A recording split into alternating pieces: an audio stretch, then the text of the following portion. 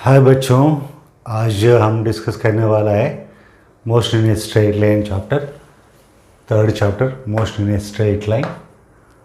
And इसमें ये important topic है इंस्टेंटेनियस वेलोसिटी एंड स्पीड। ठीक है, तो लेकिन इससे पहले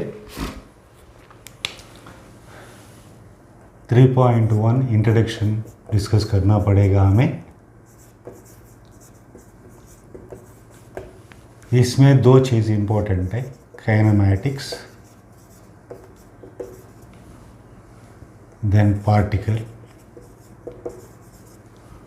देन रेक्टिलिनियर मोशन। ठीक है,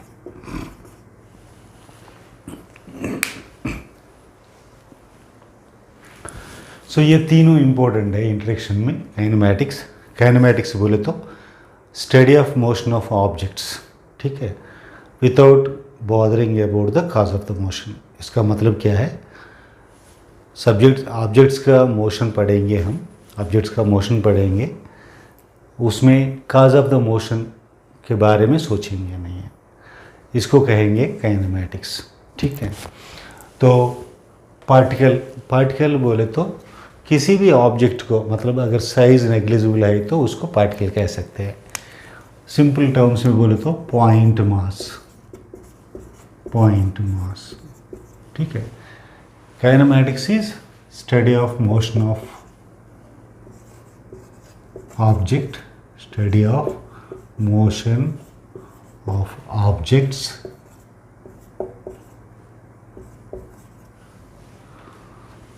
without cause of the motion.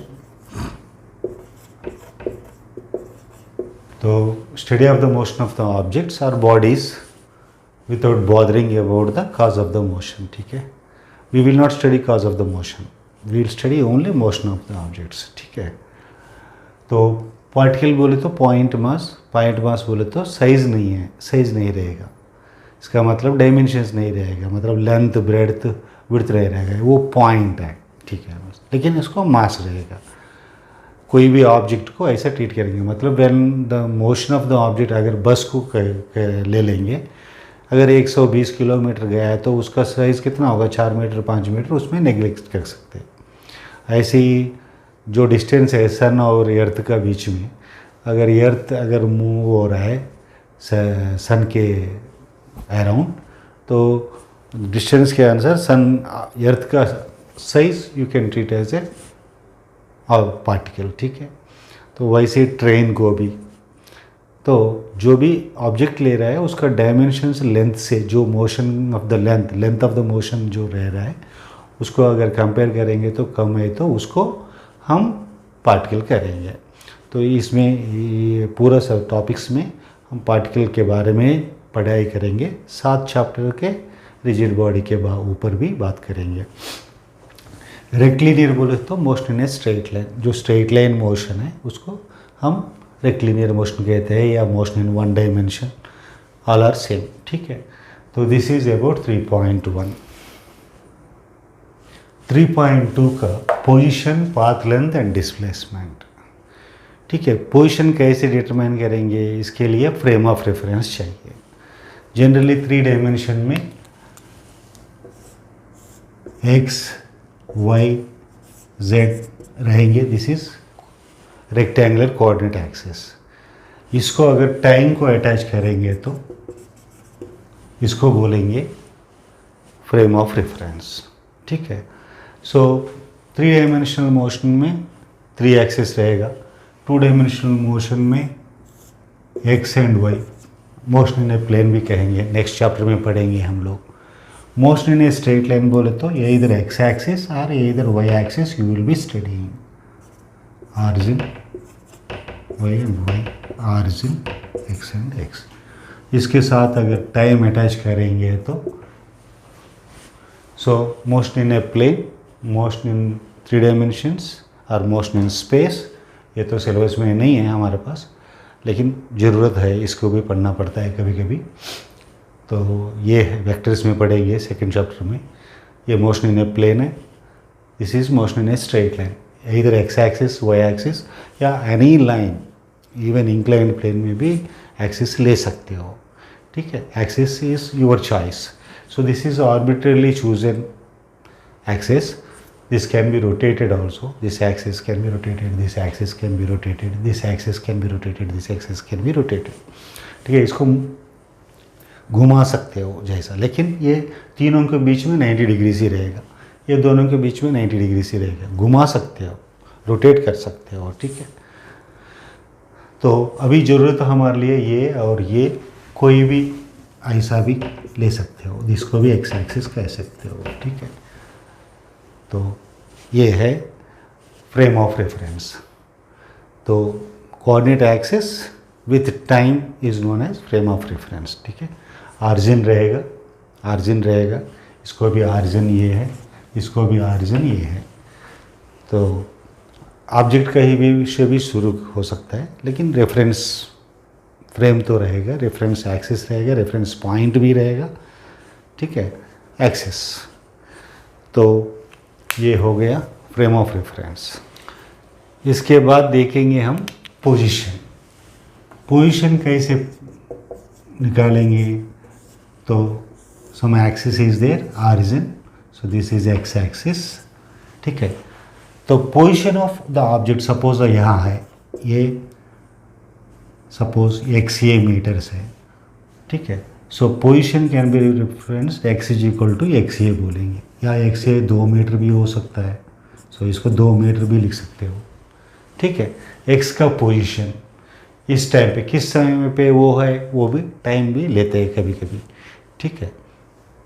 तो पोजीशन ऐसा रिप्रेजेंट करते हैं. अगर मान लो यहाँ है, या -2 यहाँ है B object, so x B is -2 metre, position of B.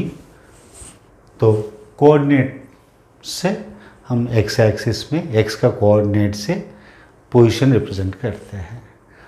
Suppose so path length चाहिए. पाथ लेंथ बोले तो डिस्टेंस ट्रैवल, ये ऐसा भी हो सकता है, ऐसा भी हो सकता है, ऐसा भी हो सकता है, ठीक है. कैसे भी जा सकते हैं. तो कोई कैसे भी जाने हो, इस लेंथ को, this length is known as path length. अगर ऐसा ट्रैवल किया तो इसको ये पाथ लेंथ हो जाएगा, अगर ऐसा ट्रैवल किया तो ये पाथ लेंथ हो जाएगा, ऐसा ट्रैवल किया तो ये पाथ लेंथ हो जाएगा, या ऐसा घूम घूम के भी गया तो भी ये पाथ लेंथ हो जाएगा. ये पूरा पाथ लेंथ है, ठीक है. तो that is nothing but distance travelled, ठीक है. डिस्टेंस कितना है वो मेजर करके बताएंगे, दैट इज़ डिस्टेंस. तो ये स्केलर क्वांटिटी है, ठीक है.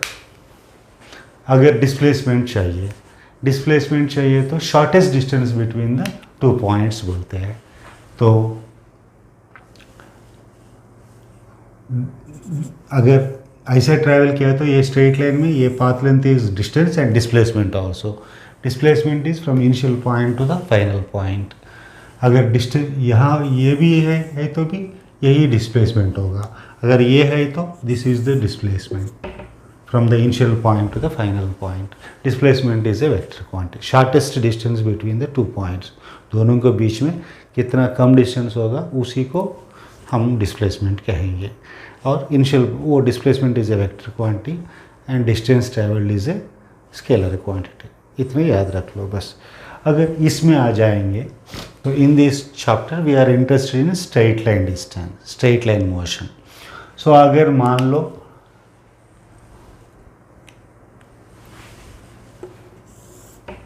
ऑरिजिन ये है, P 100 मीटर्स डिस्टेंस में है, Q 200, ठीक है. ये 100 है, ये 200 है, ठीक है. ये -100, ठीक है, ऐसा है मान लो, ठीक है.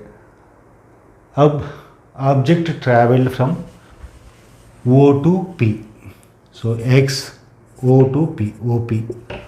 सो डिस्प्लेसमेंट का पोजीशन, चेंज इन पोजीशन बोलते हैं डिस्प्लेसमेंट को, ठीक है. सो XP माइनस XO, ठीक है. Displacement is nothing but delta XP भी लिख सकते हो. ठीक है। सो एक्स पी का क्या है 100 माइनस 0, 100 हो गया। And the distance travelled is the distance between these two, that is also 100 only. ठीक है। अगर मान लो डिस्प्लेसमेंट O टू Q गया, P टू Q भी गया है मान लो, so delta x O to Q, so 200 हो जाएगा, 200 माइनस 0 200 हो जाएगा। Distance travelled is also 200। ये दोनों केस में ये दोनों बराबर हो गया, इक्वल, दे आर इक्वल। ठीक है। अब क्या है, सो O से निकल के Q तक जाके फिर वापस आ गया, मान लो यहाँ तक P तक आ गया। So O Q P, O Q then P ऐसा आ गया। सो डिस्टेंस कितना होगा, डिस्टेंस होगा O to Q 200 plus P, ये दोनों के बीच में फिर 100 है, तो ये भी 100 ऐड करना पड़ेगा। सो 300 मीटर होगा।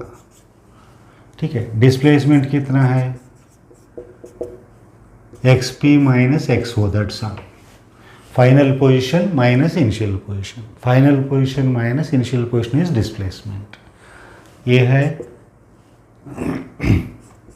100 माइनस 0, 100 मीटर्स हो जाएगा, दैट्स ऑल। ठीक है। यहाँ ये दोनों केस में डिस्टेंस ज़्यादा है, ये कम है। ठीक है, ये ध्यान में रख लो। अगर यहाँ तक आ गया O to O to O से P गया, फिर O से Q तक गया, फिर O तक आ गया। सो डिस्टेंस कितना हो गया, दुगना हो जाएगा, 200 प्लस 200 400 हो जाएगा, और डिस्प्लेसमेंट हो जाएगा final position XO, initial position XO, सो 0 हो जाएगा। सो 0 माइनस 0 ये 0 हो जाएगा। ठीक है। So final position minus in, so displacement can be 0, even it can be negative also. Suppose O to OQ R मान लो, OQR आ गया। सो डिस्टेंस कितना हो जाएगा, 200 200 100, सो 500 हो जाएगा डिस्टेंस। डिस्प्लेसमेंट कितना है, final position minus 100 minus 0, so minus 100 metre हो जाएगा। So displacement can be 0, negative and positive. So it is a vector quantity.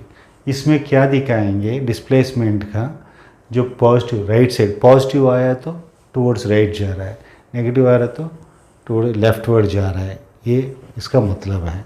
So direction can be shown towards right और towards left from the origin. ठीक है।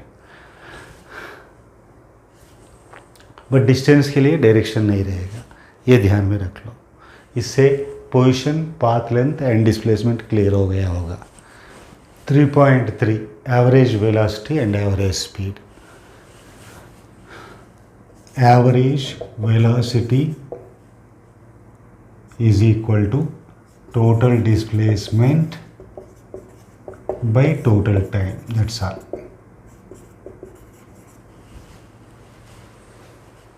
This is the definition.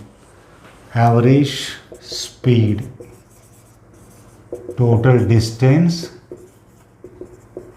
by total time, that's all. अभी ये दोनों के लिए displacement find out करो, time से डिवाइड करो, तो डिस्प्लेसमेंट डिस्टेंस टाइम फाइंड करो, टोटल टाइम करो, आ जाएगा। जनरली इसमें भी नहीं पूछ रहा है, लेकिन फिर भी एक फार्मूला याद रखो, ये दोनों के लिए यूज़ हो सकता है, एवरेज स्पीड हो या सो इक्वल डिस्टेंसेस और डिस्प्लेसमेंट्स। सपोज इसमें इस केस में v average 1/n/v average is equal to 1/v plus 1/v1 1/v2 so on plus 1/vm, ठीक है। तो इसको कैसे डिस्टेंस में कैसे पूछेंगे, डिस्प्लेसमेंट में इक्वल डिस्टेंसेस बोले तो क्या है, suppose an object goes to A to B गया, बी टू ए आया, then you can find the average speed और एवरेज वेलोसिटी। सो ए से बी तक गया, बी से फिर ए तक आ गया, v average is total displacement कितना है, ए से गया फिर वापस ए तक आ गया, so displacement 0, time suppose 2 hours लग गया, 2 घंटे लग गया, ठीक है, सो 0 हो गया। But average speed is 2/v average, ये फॉर्मूला यूज़ करना पड़ेगा। 2 इक्वल डिस्टेंसेस है, ये जाने के लिए सेम डिस्टेंस गया, आने के लिए सेम डिस्टेंस आया, so 2/v average is equal to 1/v1 plus 1/v2। Suppose आज जाते वक्त 40 गया तो आते वक्त 60 आया, what is the average, so 2/v average is equal to, ठीक है।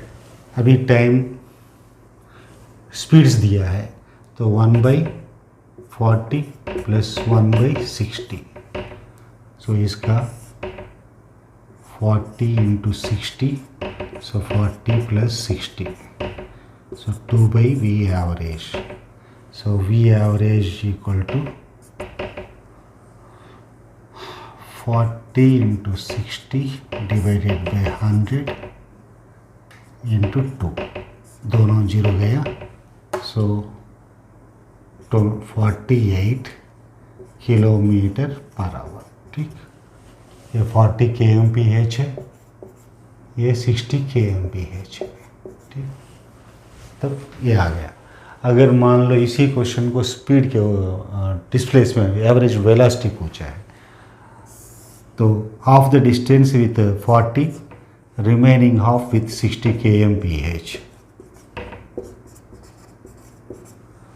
Then also you can solve the same way, ठीक है। अब तो डिस्प्लेसमेंट है पूरा, या आधा डिस्टेंस है या आधा भी है, आधा डिस्प्लेसमेंट है आधा डिस्प्लेसमेंट है, सो पूरा डिस्प्लेसमेंट हो गया, सो इक्वल डिस्टेंसेस हो गए, यहाँ इक्वल डिस्प्लेसमेंट्स हो गए, वहाँ इक्वल डिस्टेंसेस हो गया है, सो दोनों केसेस में आप ये फार्मूला यूज़ कर सकते हो। 2 है तो 2, 3 पार्ट्स है तो 3 पार्ट्स, 4 पार्ट, 3 पार्ट के लिए डिस्टेंसेस के लिए ट्रायंगल भी पूछ सकते हैं, स्क्वायर भी पूछ सकते हैं 4 पार्ट के लिए, ऐसा देख लो, समझ सकते हो। जनरली इतना पूछ रहा नहीं है, यही पूछने का चांस है, 2/v एवरेज का is equal to 1/v1 plus 1/v2, इतना तक ध्यान में रखो, बस ये हो जाएगा। ये फार्मूला याद रखो बेटा, और नहीं तो ये फार्मूला, ठीक है। अगर इस केस में स्पीड्स दे देंगे, टाइम नहीं देंगे, टाइम यहाँ कितना भी है हमें पता भी नहीं है तो भी चल जाएगा, क्योंकि 0/any time is 0 only, so displacement 0 है तो वट एवर में भी द टाइम 0 हो जाएगा। इक्वल डिस्टेंसेस इक्वल डिस्प्लेसमेंट में हम लोग देख लिया।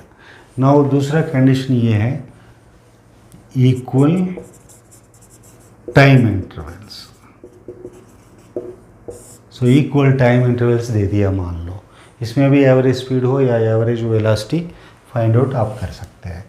जैसा मान लो इसका टाइम और इसका टाइम बराबर है, ये बोला है, सपोज 1 आवर हो या 1 आवर हो, जो भी है time interval is same, A से बी सी तक गया मान लो। In that case average velocity is given as, अगर इसका वेलोसिटी v1 है, ये इसका वेलोसिटी v2 है, v1 plus v2/2, that's all. ये फार्मूला याद रखो। अगर 4-5 time intervals, same time intervals बोल के दिया है तो v1 plus v2 plus v3 plus v4 divide by n हो जाएगा, ठीक है। n डिवीजन से है तो n टाइम इंटरवल्स है तो n से डिवाइड करो, हो जाएगा, दैट्स इट। बहुत सिंपल है ये, ठीक है। 3.4 इंस्टेंटेनियस वेलोसिटी एंड स्पीड। इसका डायरेक्टली फार्मूलास बता दूंगा। Instantaneous velocity and instantaneous speed, the only difference is instantaneous speed और instantaneous velocity both are equal, दोनों सब बराबर हो जाएंगे। लेकिन सिर्फ एक डिफरेंस है, instantaneous velocity is a vector quantity, instantaneous speed is a scalar quantity. Actually instantaneous velocity और इंस्टेंटेनियस स्पीड बोले तो जैसा आप स्कूटर में जाते हो तो स्पीडोमीटर बोलते हैं ना उसको स्पीडोमीटर, उसका जो रीडिंग है that is the instantaneous. At a particular instant of time what is the speed reading, जो बाइक का हो, स्कूटर का हो या कार का हो, जिसका भी हो, वो इंस्टेंट में जो स्पीड है that is instantaneous speed. Instantaneous velocity उसके साथ डायरेक्शन भी रहेगा, बस दूसरा कुछ नहीं है। Then instantaneous velocity is important for us, so v is equal to, अगर डिस्प्लेसमेंट दिया है x, so v is equal to dx by dt। अगर ये s है तो ds by dt हो जाएगा, अगर x की जगह s ले लेंगे तो आप ds by dt हो जाएगा।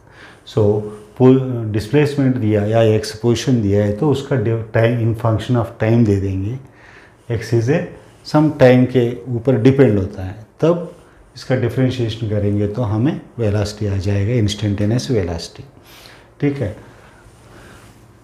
तो अगर मान लो x दिया है, suppose a² plus bt plus c ऐसा दिया है, तो इसका डिफरेंशिएशन करेंगे तो v का वैल्यू आ जाएगा।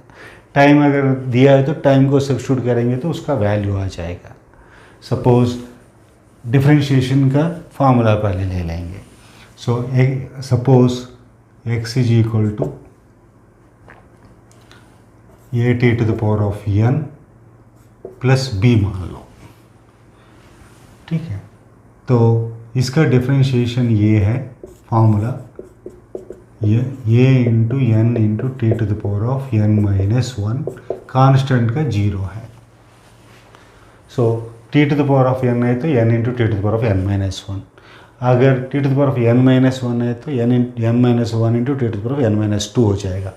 ये इसका पावर से एक को सब्ट्रैक्ट करो कभी भी हो जाएगा। कांस्टेंट है तो मल्टीप्लाई कर रहा है तो ऐसे ही मल्टीप्लाई करो, दूसरा कुछ भी नहीं है। ये फार्मूला याद रखो, इसी के ऊपर ज़्यादा प्रॉब्लम्स हमें सॉल्व करना पड़ता है। अगर मान लो velocity as a function of time दिया है, सपोज at प्लस b ऐसा दिया है, देन हमें x का फाइंड आउट करना है। वेलोसिटी बोले तो dx by dt, so dx integral dx is equal to integral v dt। v का वैल्यू यहाँ सब्स्टिट्यूट करना पड़ेगा, तब इंटीग्रेशन का फार्मूला चाहिए। इंटीग्रेशन के लिए suppose v is equal to at to the power of n है, देन इसका फार्मूला क्या है? So x integral dx is x, so v का यहाँ सब्स्टिट्यूट करेंगे तो at to the power of n dt आ जाएगा। तो इसका फार्मूला ये है, ये into T to the power of n plus 1 by n plus 1 plus c ले लेंगे, प्लस कांस्टेंट लेते हैं हम लोग इस केस में। ठीक है, x का वैल्यू आ जाएगा प्लस कांस्टेंट आ जाएगा। सो फार्मूला क्या है? T to the power of n plus 1 by n plus 1, constant से मल्टीप्लाई करें तो वो कांस्टेंट से ऐसे ही मल्टीप्लाई करना पड़ेगा। बस ये दोनों फार्मूला याद रखो, बस प्रॉब्लम सॉल्व हो गया हमारा। इतना ही है instantaneous. Now let us come to the problem. So two cars P and Q start from a point at the same time in a straight line and their positions are represented by xpt is equal to at plus bt square and xqt is equal to ft minus t square. So पहले positions लिख देंगे, xpt is equal to at plus bt square, xqt is equal to ft minus t square. ठीक है, so two cars P and Q start from a point at the same time, same point से शुरू हुआ है, मतलब same time पे शुरू हुआ है, सेम पॉइंट से सेम टाइम में दोनों स्टार्ट हो गया। इसका ये है फार्मूला पोजीशन, इसका पोजीशन ये है फार्मूला, तो ये दोनों दिया है हमें। देन क्या पूछ रहा है हमें? At what time do the cars have the same velocity, दोनों का वेलोसिटी कब बराबर होगा। ये पूछ रहा है। पहले वेलोसिटी फाइंड आउट करेंगे तो आ जाएगा। So VPT is equal to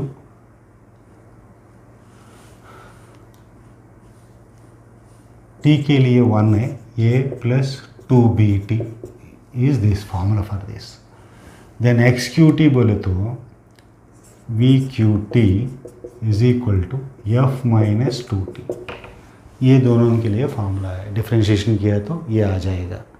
अब क्या पूछ रहे हैं, दोनों का बराबर होना चाहिए वेलोसिटी, किस समय पे ये दोनों बराबर हो जाएंगे। ठीक है, ये दोनों को इक्वेट बराबर कर दो, बस हो जाएगा, इक्वेट कर दो। VPT is equal to VQT। So A plus 2BT is equal to F minus 2T। ये दोनों को मैंने इक्वेट किया है यहाँ। A plus 2BT is equal to F minus 2T। पहले टाइम पूरा एक साइड पे ले लो, कांस्टेंट्स को दूसरी साइड ले लो। तो माइनस 2T को इधर लेके आएंगे तो 2BT plus 2T is equal to F minus ये। सो ये माइनस 2T को इधर भेजा इस साइड पे, सो 2BT प्लस 2T। सो 2BT, ये 2T को इधर भेजा तो 2BT plus 2T is equal to, ये F इधर है, ये A को इधर भेजा तो माइनस ये हो जाएगा, F माइनस ये। तो अब क्या करना है, टाइम को कहाँ ले लेंगे तो 2B प्लस 2 आएगा। सो F माइनस ये, लेकिन इसमें 2B क्या बाहर ले सकते हैं हम, 2 into B plus 1 is equal to F minus ये। So T is equal to F minus ये बाई 2 इंटू B प्लस 1। तो टाइम का फिर इसको इधर भेज दिया, पहले 2 को कॉमन ले लिया, 2 इंटू यहाँ 2 निकाल दिया तो यहाँ 1 आ जाएगा, यहाँ B आएगा, B plus 1 is equal to F minus ये। So T is equal to F minus ये बाई 2 इंटू B प्लस 1। ठीक है, अब ये हो गया। अब आंसर किस में है ये देखेंगे हम। ये minus F by 1 plus B, लेकिन नीचे 2 है, सो ये प्लस ये गलत है, ये प्लस गलत है। सो F माइनस ये बाई 2 इंटू 1 प्लस B और B प्लस 1 दोनों बराबर है, तो दिस इज़ द आंसर। ठीक है, बहुत ही सिंपल क्वेश्चंस दे रहा है, बहुत ही सिंपल क्वेश्चंस दे रहा है, आप लोग आसान से कर सकते हैं। ठीक है, थैंक यू, बाय।